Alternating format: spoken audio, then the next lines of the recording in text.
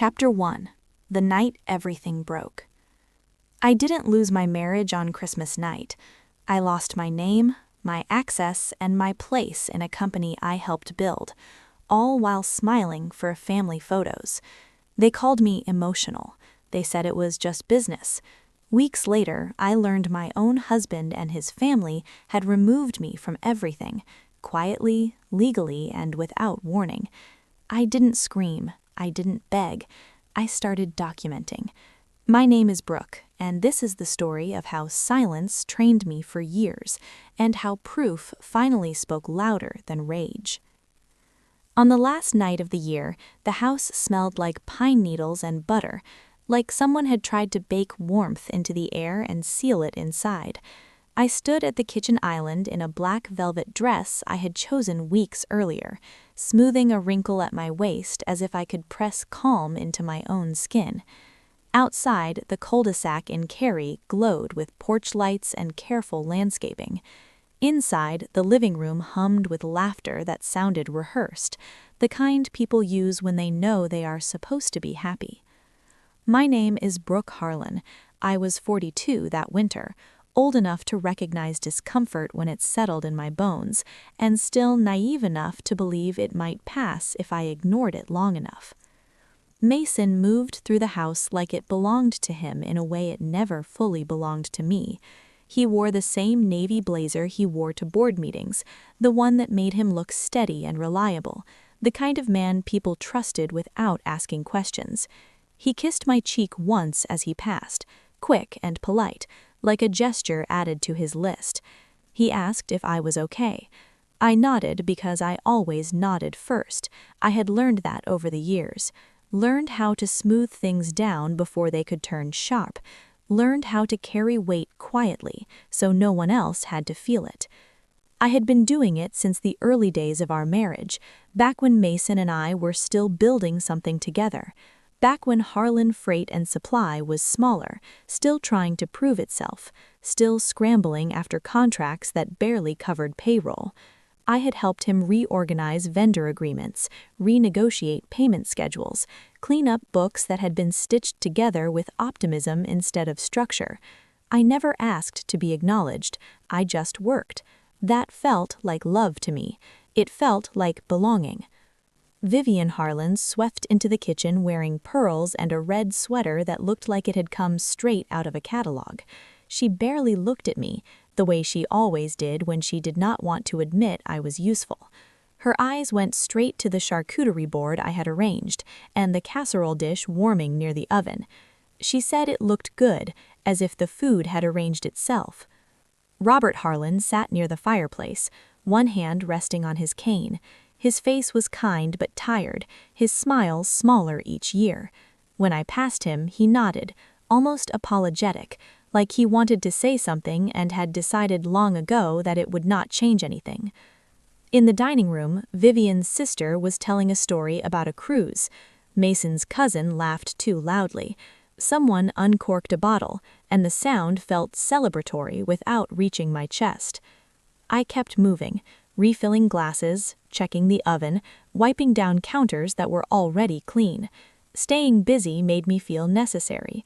It was a habit I had picked up in my 30s, after the first time I realized that love can exist in a marriage and still be unevenly distributed. Around 10:45, I stepped into the hallway bathroom to check my makeup. The mirror showed a composed face, eyes a little too alert. I placed my palms on the sink and breathed out slowly, listening to voices beyond the door. Then I heard Mason's voice, closer than I expected, and another voice I recognized immediately, Scott Merrick, their corporate attorney. He did not attend holidays. He did not attend family parties. He showed up when something was about to change. They were in the study, just down the hall. The door was not fully closed. That was how it always happened, through gaps you were never meant to notice.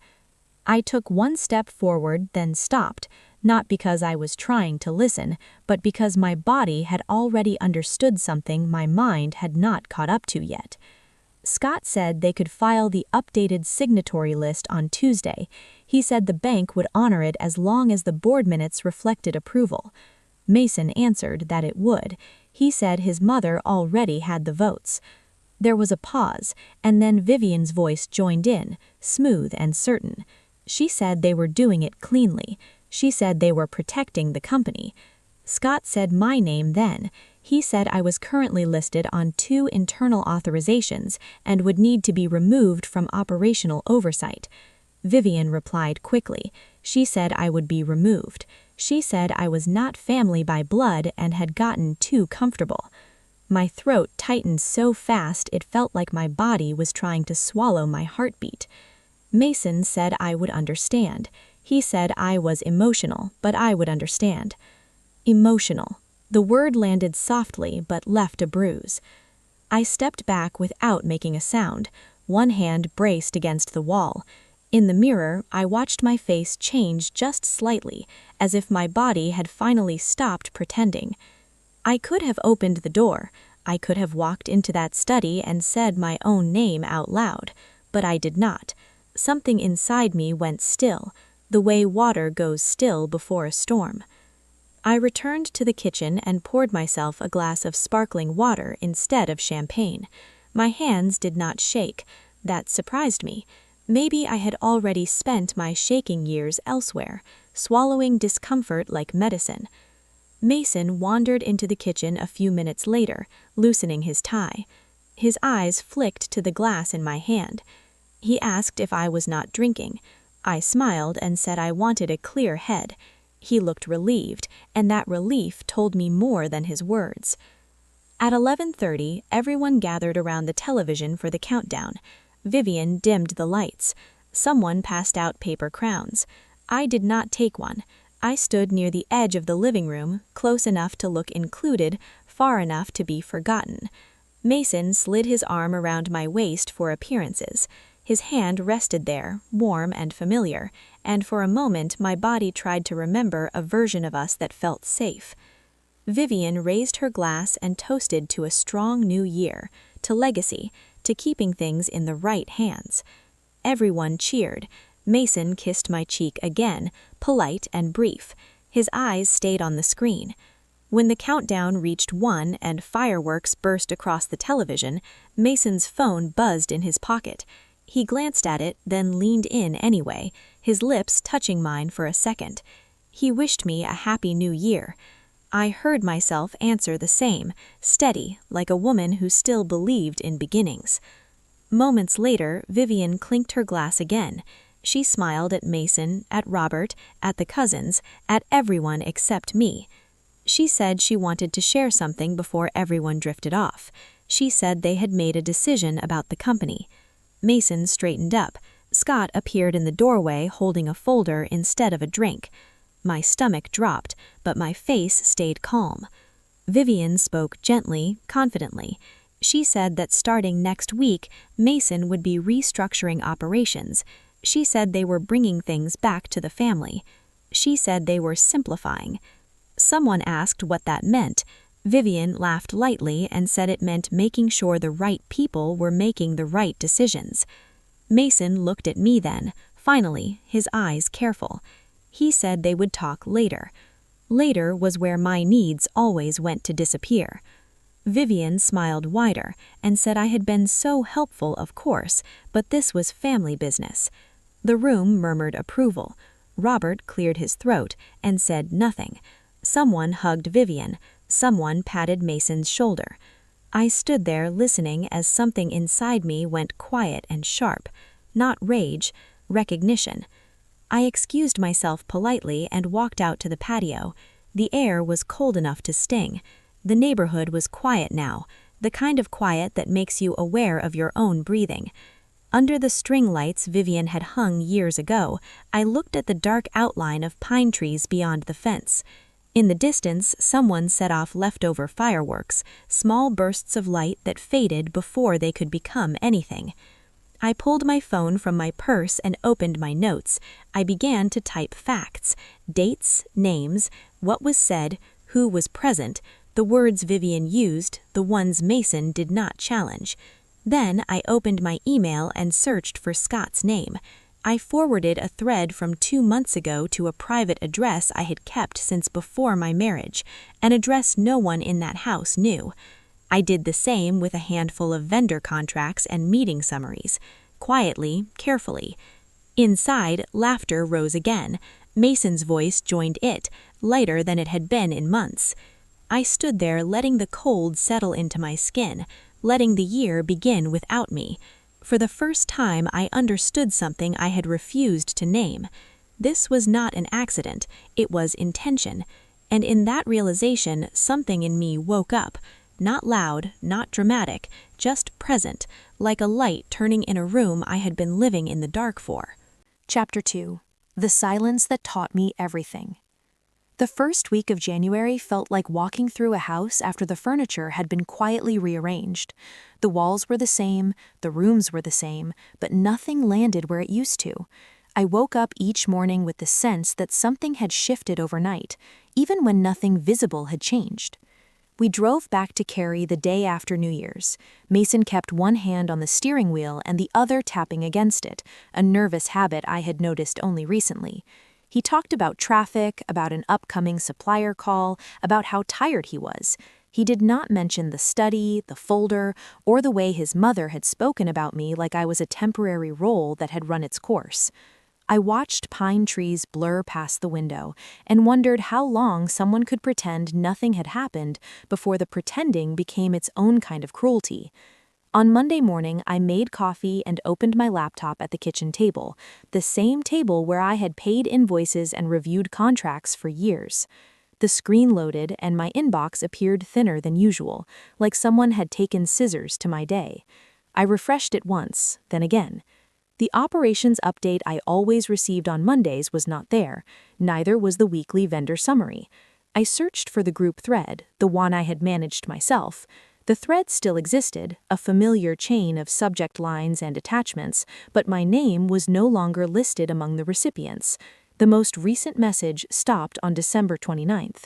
After that, silence. I told myself it had to be a mistake. I had spent too many years fixing other people's messes to jump straight to betrayal. I walked into the bedroom where Mason was buttoning his shirt, already dressed for a meeting that did not include me. "I think my access got changed," I said. "I'm not seeing the Monday threads." He did not look up right away. "It's been cleaning things up," he said. "You probably got caught in it." I waited for him to say he would fix it, or that it was not right. Instead, he adjusted his cuff and added, "You don't need to worry about that stuff right now." "Right now" was the phrase that always dulled the edge. It made the cut sound temporary. "I've always worried about that stuff," I said. "It's literally what I do." Mason sighed, the kind of sigh that made me feel unreasonable for asking a question. "Brooke," he said, "you're spiraling. It's January. Let's start the year calm." Spiraling, the word settled into me like a weight. It made me question the evidence right in front of me. He grabbed his keys, kissed my forehead, and left. The door clicked shut and the house felt too quiet for a Monday. Later that afternoon, I drove to Harlan Freight and Supply anyway, not out of defiance, out of habit. I had a binder of vendor notes in the passenger seat, information I had promised accounting before the holidays. When I walked into the lobby, the receptionist smiled too brightly. "Hi, Brooke," she said. "I didn't know you were coming in." "Neither did I, but here I am." Her smile tightened, and her eyes flicked down the hallway. "Mason's in meetings today," she said. "That's fine, I'm just dropping off paperwork." She nodded and took the binder like it was fragile. I started toward the back, toward my old office, and she stepped slightly into my path, not blocking me outright, just enough. "Actually," she said, "your office got reassigned. They're reorganizing space." Reassigned, like I was a chair. I stood there for a moment, the carpet pattern blurring under my shoes. "Where's my stuff?" I asked. "It's boxed up," she said. "We can have it brought out." We, not her, not Mason, a faceless decision that did not belong to anyone I could confront. I left with nothing but my keys and a feeling that my body was holding itself together through sheer politeness. That night I called Camille Price.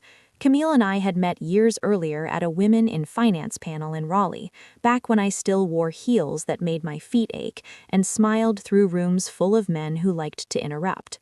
She was an employment attorney now, sharp and steady, the kind of woman who listened first and spoke last. She answered on the second ring. "Brooke," she said, "are you okay? I don't know what I am, but I don't think I'm okay." "Talk to me," she said. I told her everything: the study, Scott Merrick's voice, Vivian's words, the missing emails, the receptionist telling me my office was gone. I tried to keep my voice level, but the more I said out loud, the stranger it sounded, like I was describing someone else's life. Camille was quiet for a moment. "I'm going to ask you something," she said, "and I need you to answer honestly. Have they made you doubt your memory before?" "What do you mean?" I asked. "Little things," she said. "You bring up a conversation and suddenly it never happened. You question a decision and you're called emotional. You point out facts and you're told you're overreacting." My throat tightened. "Mason said I was spiraling." "That's not concern, that's control."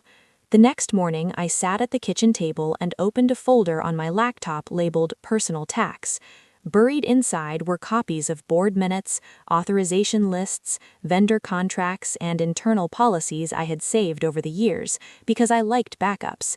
At the time, it felt responsible. Now it felt necessary. I called the bank that handled Harlan Freight and Supply's credit line and asked for Nora Kane. Nora answered with the calm professionalism of someone who had heard every kind of panic but never let her voice show it.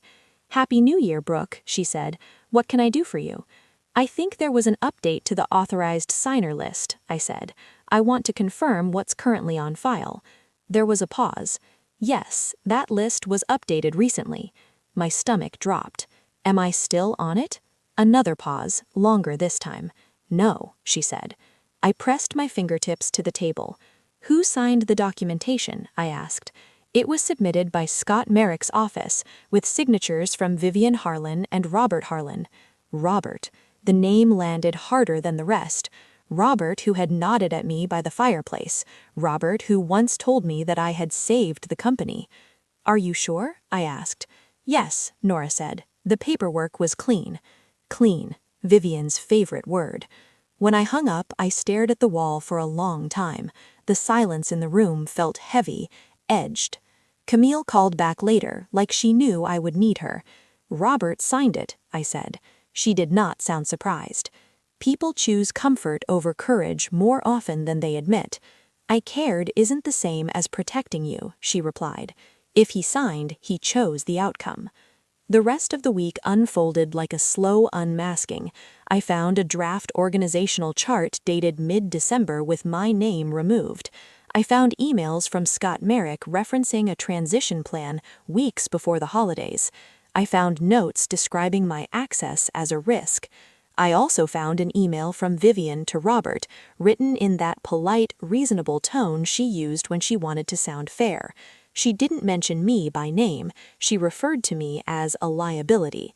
Robert's reply was one line: "Do what you need to do." I read it 3 times. That night, Mason came home late. He tossed his jacket on the chair and spoke like nothing had changed. "Mom wants to do a family dinner Sunday," he said. I looked at him. "Did you know Robert signed paperwork removing me from bank authorizations?" I asked. He blinked once, then shrugged. "It was procedural," he said. "You told me we'd talk later. This is later." He rubbed his forehead. "Why are you digging? Why are you making this ugly?" "I'm not making it ugly. I'm looking at what you already did." "You're reading it wrong," he said. "You always take things personally." There it was again. "If I'm reading it wrong, explain it to me." He opened his mouth, then closed it. His phone buzzed and he checked it instead. "We'll figure it out." We, the same hollow word. I walked into the bedroom and closed the door gently. In the mirror, I saw the same face from New Year's Eve. Older in a way the calendar could not explain. This hadn't started at midnight. Midnight was just when they stopped pretending, and the silence I had accepted for years finally showed itself for what it was. It was clarity. Chapter 3. When I stopped begging to be included. I stopped calling it peace. I stopped calling it patience. I stopped calling it love. The next morning, I did the first thing I should have done years ago. I made a list of what was true, what I had seen, what I had heard, what had changed, what had disappeared. Then I made a second list of what I could prove.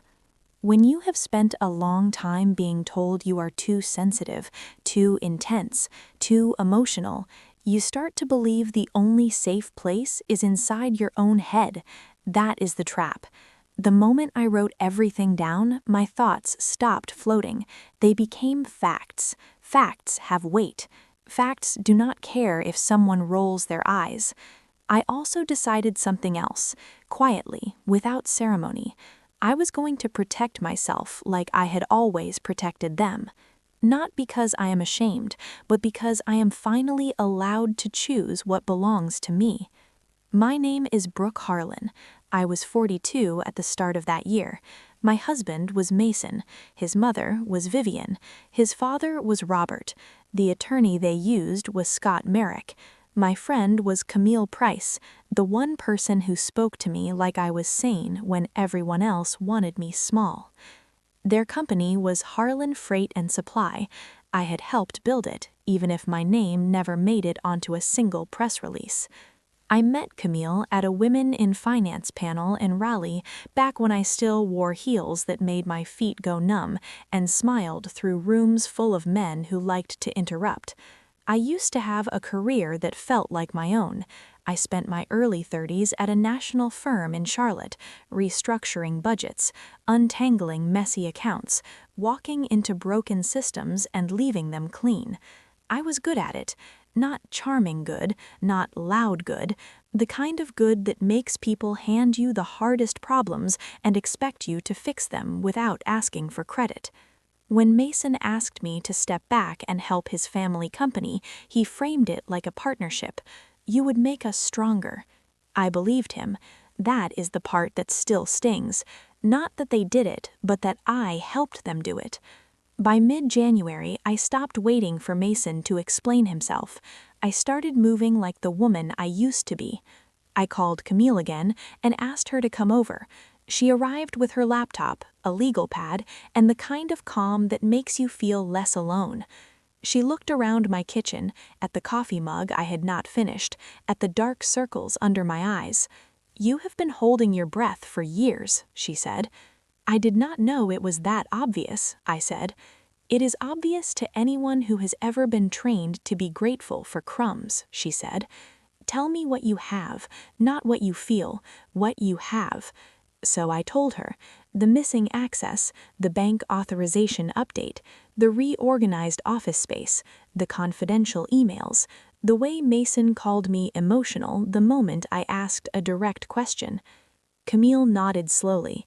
"This is not just marital," she said. "This is liability. They are trying to cut you out and keep you attached to the risk."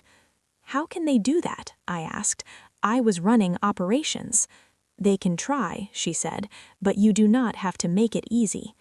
She helped me draft a formal records request to the company, not dramatic, not threatening, just precise. She told me to send it certified, return receipt, so there was a paper trail they couldn't pretend didn't exist. She also told me something that made my stomach turn. "If they are framing you as unstable," she said, "they might try to use that later. You need documentation that you have been professional, consistent, and clear." The word unstable sat in my chest like a stone. That afternoon, I drove to the post office and sent the letter. On the way home, I stopped in a parking lot and cried for the first time since New Year's. It was not sobbing. It was the kind of crying you do when your body finally realizes it's safe to release something. Then I wiped my face, checked my reflection, and went back to being steady. 2 days later, my phone rang. It was Nora Keene, the relationship manager at our bank, the one I used to speak with weekly. "Brooke," she said, warm but careful, "do you have a minute?" "I do," I said. "I want to keep this general," Nora said, "but there are some changes happening with your company profile. I'm seeing documents come through that don't match prior patterns." My spine straightened. "Such as?" I asked. Nora hesitated, and I could hear the professionalism in her restraint. The authorized signer updates, she said, the timing, the sequence. There's also a request tied to a credit line adjustment. It's not approved, it's flagged for review. Flagged because it's inconsistent? I said. Flagged because it's inconsistent, Nora corrected, and because the supporting minutes are thinner than they should be. Thinner, another word that sounded polite while saying something sharp. When I hung up, I did not feel victorious. I felt something colder and more focused. Karma, I realized, doesn't always arrive with thunder. Sometimes it arrives as a routine compliance check. That evening, Mason came home earlier than usual. He stood in the doorway of the kitchen like he was preparing himself for a conversation he didn't want. His eyes went straight to the stack of envelopes on the counter. "What's this?" he asked. "It's mail," I said. He stepped closer, saw the certified receipt, and his jaw tightened. "You sent something to the company," he said. "I requested records," I said, politely. Mason laughed once, short and humorless. "Why are you doing this?" he said. "Why can't you just let things settle?" I kept my voice even. "Because they are not settling," I said. "They are removing me, quietly, and you are letting them." He leaned against the counter, arms crossed, like he was the one being interrogated. "You're making it sound sinister," he said. "It's restructuring, it's normal." "It's normal to remove your wife from bank authorizations without telling her?" I asked. He looked away. "It was procedural," he said. "It was personal," I said, "and you know it."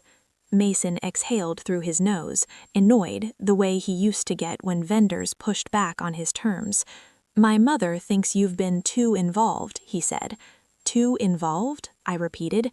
"In the company I helped save." "You're doing it again," he said. "You're taking it personally." I felt my face heat, not from anger, but from the old humiliation of being reduced to a stereotype. "I am taking it accurately," I said. "There's a difference." Mason's phone buzzed. He looked at it, then looked at me with a warning in his eyes. "Mom's coming by," he said. "Please don't turn this into a scene." I almost smiled.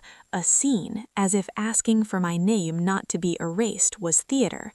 Vivian arrived 20 minutes later with a tin of cookies, like she was visiting a neighbor. She kissed Mason's cheek, glanced at me, and set the tin down without offering it. "Brooke," she said, crisp, "Happy New Year." "It's mid-January," I said. Mason shot me a look.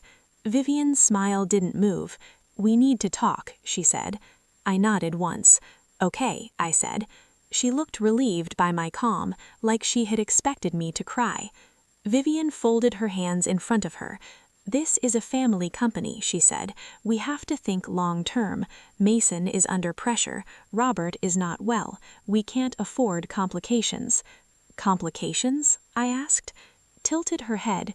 "You have a strong personality," she said. "You don't always know how you come across."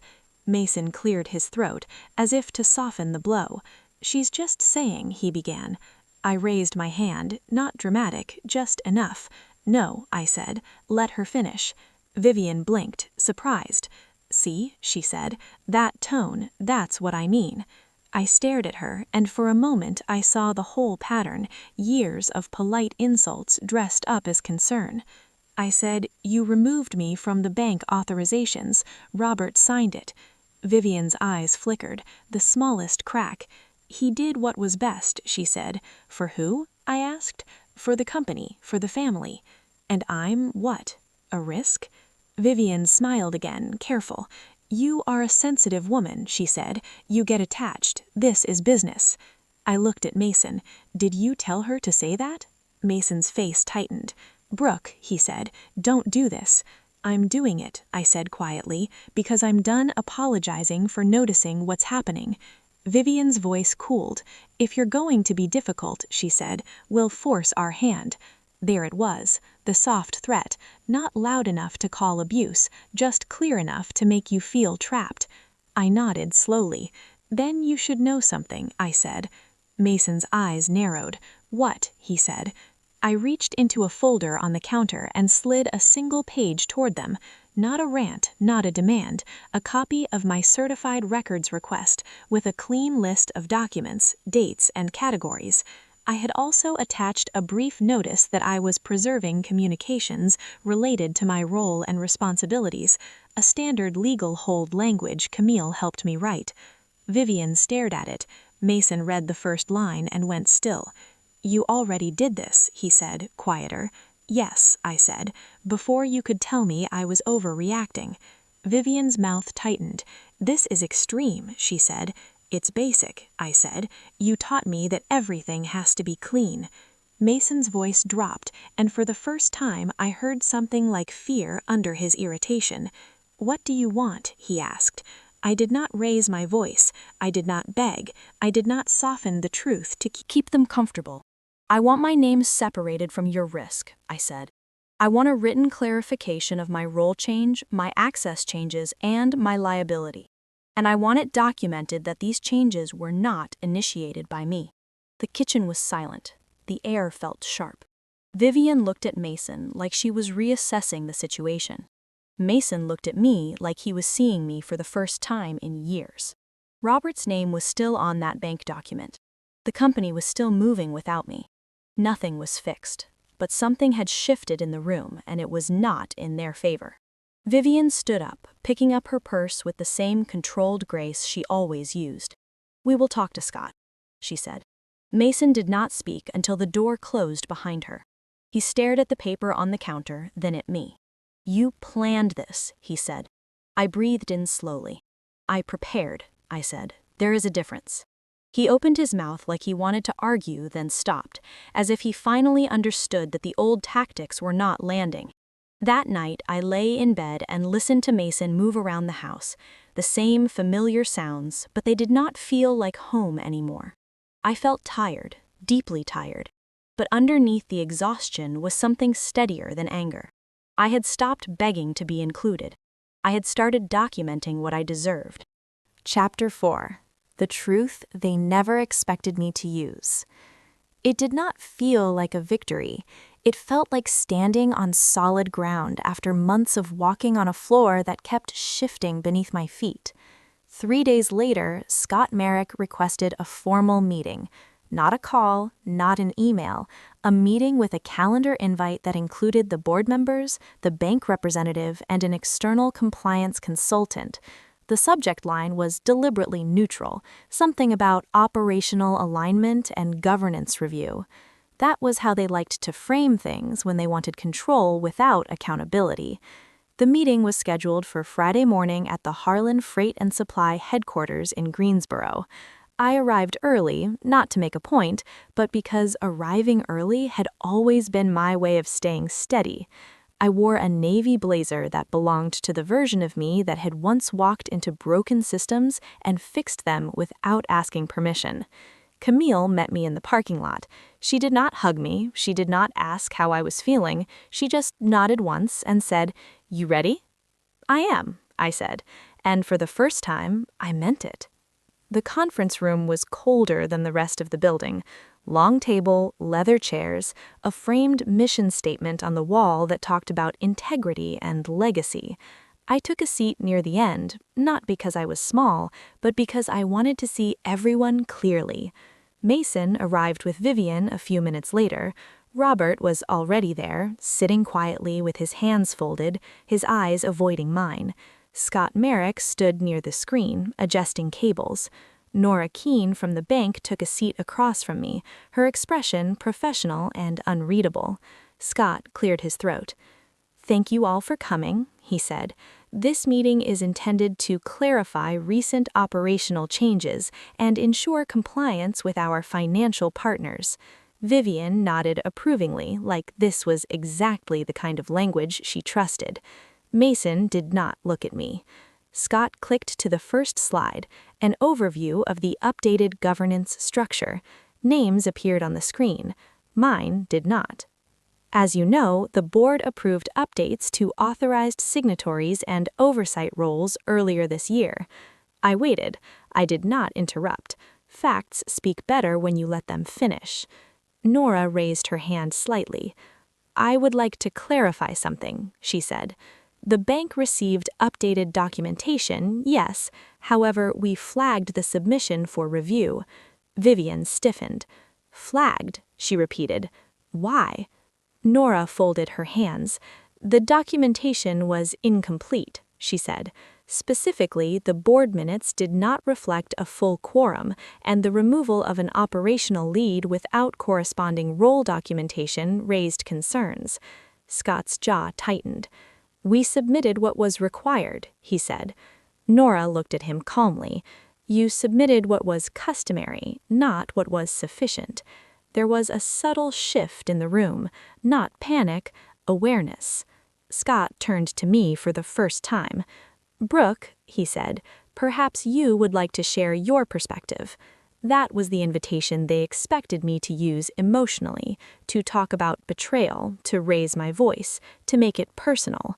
I did not. I would like to share documentation, I said. I opened my folder and slid copies down the table, one by one, certified records requests, archived authorization lists, email correspondence with timestamps, vendor contracts that showed my scope of responsibility extended far beyond what had been represented. I am not disputing the board's authority, I said. I am clarifying my exposure. These changes were executed without my knowledge or consent. I am requesting formal separation of liability. Vivian let out a small laugh, sharp and dismissive. You are making this sound adversarial, she said. This is business. I met her eyes. It is business. That is why it needs to be accurate. Mason shifted in his seat. Scott flipped through the documents, his confidence thinning with each page. These emails, he said slowly, they show you were acting as operational lead well into December. Yes, I said, with full awareness of senior management. Mason finally spoke. That was informal, he said. She was helping. Nora looked at him. Informal roles do not authorize access to restricted financial systems, yet her access remained active until this year. Silence stretched across the table. The compliance consultant, a woman named Ellen Brooks, spoke for the first time. There is another issue, she said. The request to adjust the credit line was submitted after the signatory update, but before the review was complete. Scott's head snapped up. That adjustment was routine. Ellen shook her head. It was not approved, and because of the documentation gaps, it triggered a temporary hold. Vivian's face went pale. A hold? She said. On our credit line? Yes, Ellen said, until governance clarity is restored. Mason turned toward Scott. You said this was handled, he said. Scott's voice dropped. It should have been. The truth they had not expected me to use was not dramatic. It was procedural. It was the quiet power of accuracy. I spoke again, my voice steady. I am not asking for control, I said. I am asking for clarity. Written confirmation of my role change, acknowledgement that these actions were not initiated by me, and formal separation of my name from future financial decisions. Vivian leaned forward. You are putting the company at risk. I did not flinch. The risk already exists, I said. I am naming it. Robert cleared his throat. This was supposed to be simple, he said softly. I looked at him then, really looked at him. It was simple, until it involved me. The meeting paused while Scott and Ellen stepped into the hallway to confer. When they returned, Scott's face had lost its practiced ease. We will need to revise the documentation immediately. Vivian said nothing. Nora gathered her papers. The bank will require updated board minutes and written confirmation of liability separation.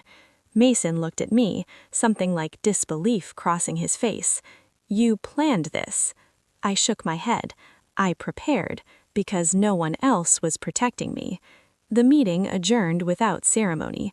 No apologies, no grand declarations, just a slow collective understanding that the ground had shifted. In the hallway, Vivian stopped me. You didn't have to do it this way, she said. I met her gaze. I did, because this was the way you taught me. She turned away without another word. That evening, Mason did not speak much. He moved through the house like someone learning a new layout. I watched him from the kitchen doorway and felt a strange mix of grief and relief. The truth had been used, not as a weapon, as a mirror. And while nothing was over, while consequences would ripple in ways I could not yet see, the story they had written without me had finally been interrupted. Chapter 5. Proof, not rage. I did not realize how long I had been holding my body rigid until I finally let it loosen. The Monday after that meeting, I woke up without the familiar jolt of dread, and for a second I did not know what to do with the quiet. The house looks the same pale kitchen counters, the same framed photos in the hallway, but something in me had shifted. It was not triumph, it was space. I drove to a small office park in Chapel Hill that afternoon, not to prove anything, but because Camille had insisted I take the appointment.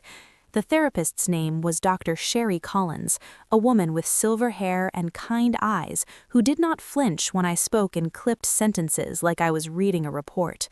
She listened, hands folded, and when I told her how Vivian smiled while she cut me out, she nodded slowly. "You are grieving," she said. "I did not lose anyone," I replied. She looked at me with that gentle firmness professionals have when they refuse to let you lie to yourself. "You lost the story you believed you were living," she said. "That counts." I sat in my car afterward and cried again, quieter this time. Not because I wanted Mason back, not because I wanted his mother's approval. I cried because I had spent years earning a place that was never mine to earn. In the weeks that followed, the company moved like an animal that had been startled. Scott Merrick sent revised documents to the bank. Ellen Brooks initiated a third-party governance review. Nora Keene required updated board minutes, properly recorded, properly signed. It all happened through email chains and calendar invites, the kind of administrative machinery people underestimate until it turns against them. Mason tried to speak to me the night the bank finalized the updated signatory list.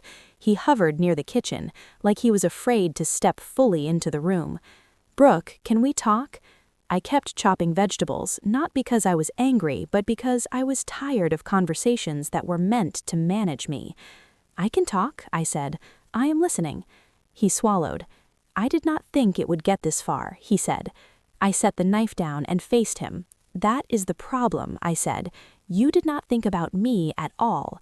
Mason's eyes flickered, the first sign of shame I had seen in him in a long time.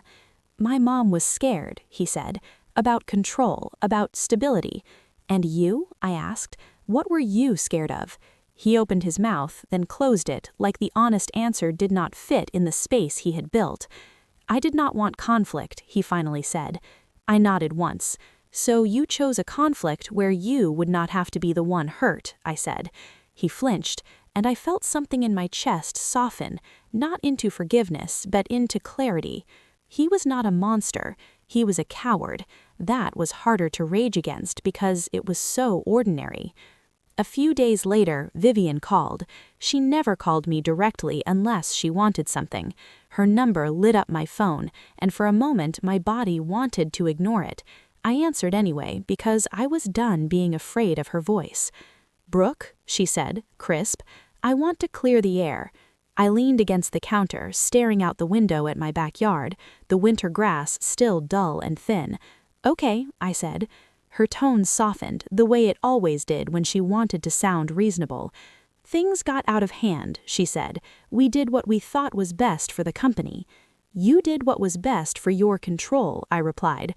There was a pause, and then she said, "You were always good at making things sound personal." I almost laughed.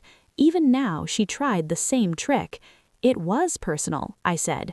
"You made it personal when you told me I was not family by blood, when you called me a complication, when you had Robert sign paperwork behind my back." Vivian's voice tightened. "Robert is not well," she said. "He should not have been pulled into this." I held the phone steady. "He was pulled in because you wanted his signature to make it look clean," I said, "and he gave it to you." She inhaled sharply, as if she had not expected me to say the quiet part out loud. "What do you want?" she asked. That question used to trap me. It used to make me scramble for something that would keep the peace. This time, I answered calmly. "I want distance," I said. "I want my name off anything that puts me at risk. I want you to stop speaking about me like I am unstable, when the truth is you were threatened by my competence." Vivian went silent. When she spoke again, her voice was colder. "Fine, if that is how you see it." "It is how it happened," I said. I ended the call before she could reclaim the last word, and the act felt strangely healing. The governance review finished in early March. The conclusion was not dramatic, but it was damning in the way real consequences usually are. The report noted documentation gaps, procedural irregularities, and conflicts of interest. It recommended internal controls, updated oversight policies, and limits to unilateral authority. In plain language, it said what I had been living. The company had been run like a family secret, and that was no longer acceptable. The board restructured. Vivian stepped back from acting chair, not out of humility, but because the bank required it. Robert stopped attending meetings entirely, his health apparently worse than anyone admitted. Scott Merrick lost the quiet confidence he used to carry, and I heard through Nora that the bank requested a new legal contact for future submissions. Mason kept his role, but it was different now. He had eyes on him, he had rules, he had less room to hide behind his mother's decisions. One evening he came home and sat across from me at the dining table, his hands clasped as if he was praying. "I am sorry," he said. I studied his face. The apology was late, but it sounded real. "Why?" I asked. "Because I needed precision, not comfort." He looked down. "I let them treat you like you were disposable," he said, "and I let myself believe it wouldn't matter because it was easier for me." My chest tightened, but my voice stayed even. "It mattered," I said. "It changed the way I see you." He nodded slowly, accepting that he could not undo it. "I know," he said. That was the closest we got to closure as a couple, not a grand reconciliation, not a screaming match, just two adults facing the truth that something had broken beyond repair. In April, I moved into a small apartment in Cariboro, close enough to Chapel Hill to keep my life familiar, far enough to breathe. I did not take furniture from the house except what was mine: a bookshelf, a dresser my grandmother had given me, a set of mixing bowls I had used for years. I left the rest because I didn't want to keep any more things that carried someone else's ownership. I also returned to work on my terms. A regional logistics firm in the Triangle hired me as a contract operations consultant. The first day I walked into their office, a young manager introduced me to the team and said, "This is Brooke, she's here to help us stabilize our systems." No one asked whose wife I was. No one cared what my mother-in-law thought. They looked at me like I belonged in the room because I did. At night, I still had moments of grief. I would hear a song from the old house or smell a candle scent that reminded me of Vivian's living room, and I would feel the ache rise. But the ache was different now. It was no longer paired with confusion. I knew exactly what had happened, and that knowledge kept me from romanticizing the past. I used to think revenge meant burning something down. I learned it can look like walking away with your dignity intact and making sure the paperwork tells the truth, even if the people never do. If you're listening to this and you recognize that kind of silence, the kind that trains you to doubt yourself, I want you to remember something simple. Clarity is not cruelty. Documentation is not pettiness. Protecting yourself is not overreacting. It's growing up inside your own life. If you have ever been erased or adequate, I would love to hear what helped you find your footing again.